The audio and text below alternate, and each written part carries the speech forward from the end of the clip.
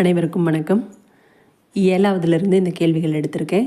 7வது தமிழ் புக்கிலேருந்து 2025-26 கல்வியாண்டுக்குரிய புத்தகம். முதல் கேள்வி, வேளாண் வேதம் என்று அழைக்கப்படும் நூல் நாலடியார்.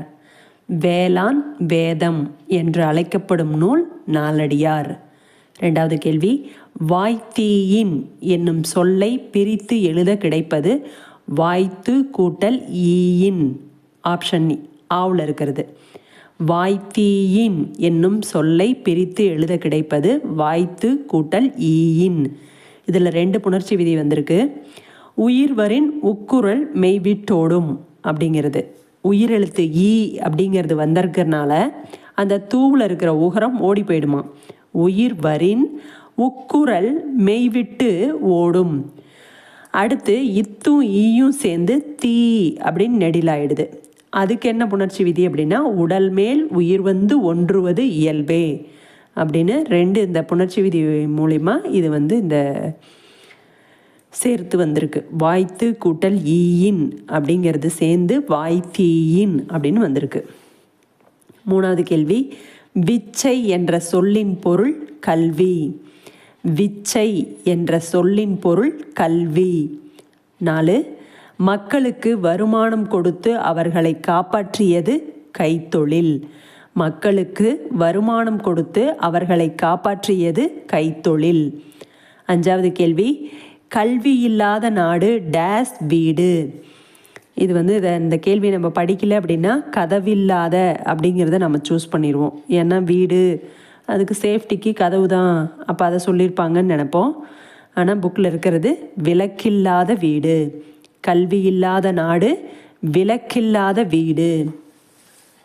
6வது கேள்வி, உலக பொதுமறை திருக்குறள் உரை விளக்கம் என்னும் பெரும்புகழ் பெற்ற நூலின் ஆசிரியர் வி. முனிசாமி. உலக பொதுமறை திருக்குறள் உரை விளக்கம் என்னும் பெரும்புகழ் பெற்ற நூலின் ஆசிரியர் வி. முனிசாமி. 7வது கேள்வி, பள்ளி தலமனைத்தும் கோயில் செய்குவோம் என்று பாடியவர் பாரதியார். பள்ளி தலமனைத்தும் கோயில் செய்குவோம் என்று பாடியவர் பாரதியார். 8வது கேள்வி, இளமையில் கல் என்று கூறியவர் ஔவையார். இளமையில் கல் என்று கூறியவர் ஔவையார். 9வது கேள்வி, குழந்தை தொழிலாளர் முறை ஒழிப்பு, இயற்கை வளங்களை பாதுகாத்தல் போன்ற கருத்துக்களை வலியுறுத்தி சிறுகதை, புதினம், கட்டுரை முதலியவற்றை எழுதியுள்ளவர் சுப்ரபாரதி மணியன். குழந்தை தொழிலாளர் முறை ஒழிப்பு, இயற்கை வளங்களை பாதுகாத்தல் போன்ற கருத்துக்களை வலியுறுத்தி சிறுகதை, புதினம், கட்டுரை முதலியவற்றை எழுதியுள்ளவர் சுப்ரபாரதி மணியன். ஆப்ஷன் ஆவில் இருக்கு. சுப்பிரமணிய பாரதிக்கும் சுப்ரபாரதி மணியனுக்கும் கொஞ்சம் தான் வித்தியாசம். ஆனால் இதை எழுதினவர் சுப்ரபாரதி மணியன். அடுத்த 10வது கேள்வி, கப்பல் என்னும் பொருள் தராத சொல் எது? வங்கூல். மீதி எல்லாமே, மீதி 3மே கப்பல்ங்கிற பொருள் தருது.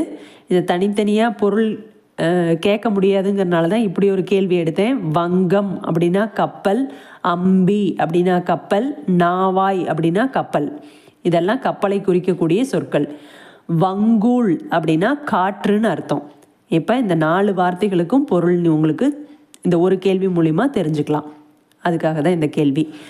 கப்பல் என்னும் பொருள் தராத சொல் எது? வங்கூல். 11, கற்றோர்க்கு மட்டுமே விளங்குபவையாகவும் இலக்கியங்களில் மட்டுமே பயின்று வருபவையாகவும் அமையும் சொற்கள் டேஸ் திரிசொல். கற்றோர்க்கு மட்டுமே விளங்குபவையாகவும் இலக்கியங்களில் மட்டுமே பயின்று வருபவையாகவும் அமையும் சொற்கள் திரிசொல். இதில் பார்த்தீங்கன்னா இயற்சொல், திரிசொல், திசைச்சொல், வடசொல் இதெல்லாம் சொல்லோட வகைகள். இல்லையே நம்ம வேற ஏதோ படித்தோமே அப்படின்னு ஞாபகம் வந்தது அப்படின்னா அது கரெக்டு தான். இலக்கண முறைப்படி சொற்களை 4 வகையாக பிரிக்கிறோம். அதுதான் பெயர்ச்சொல், வினைச்சொல், இடைச்சொல், உரிச்சொல். அது இலக்கண முறைப்படி பிரித்தது. இந்த நாளும் இலக்கிய முறைப்படி பிரிச்சிருக்காங்க. இலக்கண முறைப்படி பிரித்தது 4: பெயர்ச்சொல், வினைச்சொல், இடைச்சொல், உரிச்சொல். இலக்கிய முறைப்படி பிரித்தது இந்த நாளும். இயற் சொல், திரிசொல், திசைச்சொல், வடசொல். இயற் சொல், திரிசொல், திசைச்சொல், வடசொல். 12வது கேள்வி, வடமொழி என்று அழைக்கப்படும் மொழி. சமஸ்கிருதம். வடமொழி என்று அழைக்கப்படும் மொழி சமஸ்கிருதம். 13வது கேள்வி, லிட்ரஸி என்ற சொல்லின் பொருள். எழுத்தறிவு. லிட்ரஸி என்ற சொல்லின் பொருள் எழுத்தறிவு. 14வது கேள்வி, டேஸ் தீமை உண்டாகும். செய்ய தகுந்த செயல்களை செய்யாமல் இருப்பதால் தீமை உண்டாகும். டேஸ் தீமை உண்டாகும். செய்ய தகுந்த செயல்களை செய்யாமல் இருப்பதால் தீமை உண்டாகும். 15வது கேள்வி, தொட்டனைத்தூறும் மணற்கேணி மாந்தர்க்கு கற்றனைத்து ஊறும் அறிவு. இக்குறட்பாவில் பயின்று வந்துள்ள அணி எது? எடுத்துக்காட்டு உவமை அணி. தொட்டனைத்தூறும் மணற்கேணி மாந்தர்க்கு கற்றனைத்தூறும் அறிவு. இக்குறட்பாவில் பயின்று வந்துள்ள அணி எது? எடுத்துக்காட்டு உவமை அணி. உவம உருபு வெளிப்படையாக வந்துருச்சுன்னா உவமை அணி, மறைஞ்சு வந்ததுன்னா எடுத்துக்காட்டு உவமை அணி. இந்த குறளில் வந்திருக்கிறது எடுத்துக்காட்டு உவமை அணி. 16வது கேள்வி, நடந்தால் என்ற சொல்லின் வேர்ச்சொல். நட வேர்ச்சொல் அப்படின்னாவே அதோட பகுதியை கேட்குறாங்கன்னு அர்த்தம். பகுதி எப்போதுமே கட்டளையிடுற மாதிரி தான், செய்ய சொல்கிற மாதிரி தான் வரும். இப்போ ஓடினால் அப்படின்னா ஓடு, அதை செய்ய சொல்கிறது. படி, நட, அது மாதிரி ஒரு வேலையை செய்ய சொல்கிற கட்டளையிடுற மாதிரி தான் அதனுடைய வேர்ச்சொல் வரும். நடந்தால் என்ற சொல்லின் வேர்ச்சொல் நட. 17வது கேள்வி, பின் வருவனவற்றுள் முதல் நிலை திரிந்த தொழில் பெயர். ஆப்ஷன் ஏல இருக்கிறது ஊரு. பின் வருவனவற்றுள் முதல் நிலை திரிந்த தொழில் பெயர் ஊரு. 18வது கேள்வி, தொழிற்பெயர் டேஸ் வகைப்படும். 3. தொழிற்பெயர் டேஸ் வகைப்படும். 3 வகைப்படும். என்னென்ன அப்படின்னா, விகுதி பெற்ற தொழில் பெயர், முதல் நிலை தொழில் பெயர், முதல் நிலை திரிந்த தொழில் பெயர். விகுதி பெற்ற தொழில் பெயர் அப்படின்னா நடித்தல், படித்தல், பேசுதல், அந்த விகுதி வருது இல்லைங்களா, அது மாதிரி விகுதி பெற்ற தொழில் பெயர். முதல் நிலை தொழில் பெயர் அப்படிங்கிறது அப்படியே அந்த பகுதி அப்படியே வந்துடுறது, வேர்ச்சொல் மட்டும் வர்றது முதல் நிலை தொழில் பெயர். முதல் நிலை திரிந்த தொழில் பெயர் அப்படிங்கிறது குறில் நெடிலா மாறி வர்றது தான் முதல் நிலை திரிந்த தொழில் பெயர். 17வது கேள்வியில் அதை நம்ம பார்த்துருக்கோம். 19வது கேள்வி, ஆயக்கலைகள் மொத்தம் எத்தனை? 64. நமக்கு இந்த 60 அப்படிங்கிற வரலும் தெரியும், அதுக்கு மேலே 3 4ங்கிறதுல சந்தேகம் வந்துடும். அதனால தான் இந்த கேள்வி எடுத்திருக்கேன். ஆயக்கலைகள் மொத்தம் 64. 20வது கேள்வி, குகை ஓவியங்களில் வண்ணம் தீட்ட பயன்பட்ட பொருள்களில் ஒன்று மண் துகள். குகை ஓவியங்களில் வண்ணம் தீட்ட பயன்பட்ட பொருள்களில் ஒன்று மண் துகள்.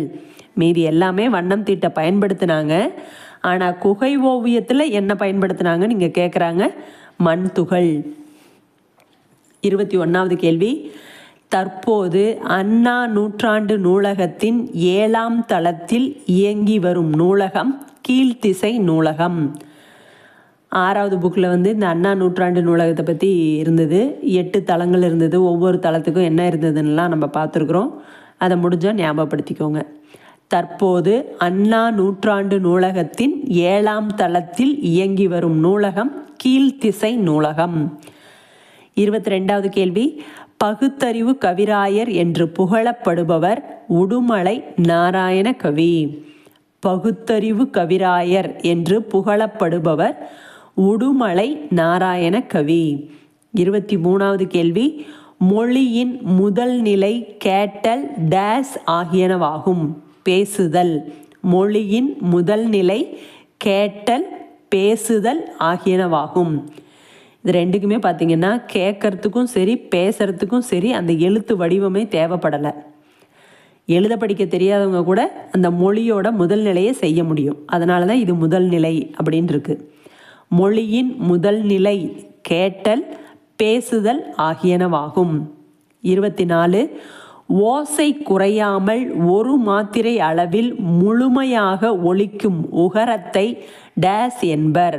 முற்றியலுகரம். ஓசை குறையாமல் ஒரு மாத்திரை அளவில் முழுமையாக ஒலிக்கும் உகரத்தை டேஸ் என்பர். முற்றியலுகரம். முதல்ல குற்றியலுகரம்னா என்னன்னு தெரிஞ்சுக்கணும். குறுகி ஒலிக்கும் உகரம் குற்றியலுகரம். எதெல்லாம் குறுகி ஒலிக்கும் அப்படின்னா குற்றியலுகரம் 6 வகைப்படும்னு பார்த்துருக்குறோம்.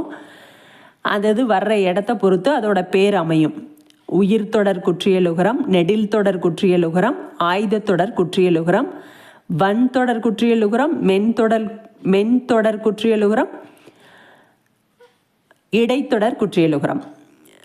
வல்லினம், மெல்லினம், இடையினம் சொல்கிறோம் இல்லைங்களா, அந்த 3லையும் 3 வந்துடுது. அதுக்கப்புறம் உயிர் தொடர், நெடில் தொடர், ஆயுத தொடர்.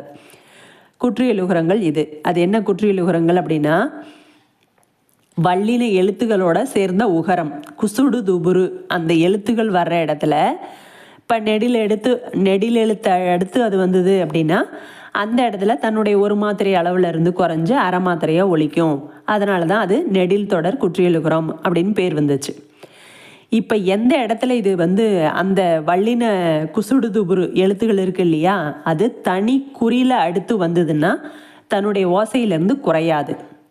அதே மாதிரி அந்த வல்லினத்தை தவிர மீதி இருக்கிற மெய்யெழுத்துகள் எதுவுமே ஓசை குறைஞ்சு ஒலிக்கிறதில்ல. அது எல்லாமே முற்றியலுகரம். இதில் என்ன சொல்லியிருக்கோம் அப்படின்னா குற்றியலுகரம்னா என்னன்னு சொல்லியாச்சு. குறுகி ஒலிக்கக்கூடிய உகரம். அது எங்கெங்கே குறுகி ஒலிக்குதுங்கிறத அடிப்படையாக வச்சு தான் 6 வகையாக பிரிச்சிருக்கிறாங்க. இப்போ முற்றியலுகரம்னா என்னென்னா அந்த எழுத்துகள் ஓசை குறையாமல் ஒலிக்கிறதுக்கு பேர் தான் முற்றியலுகரம்.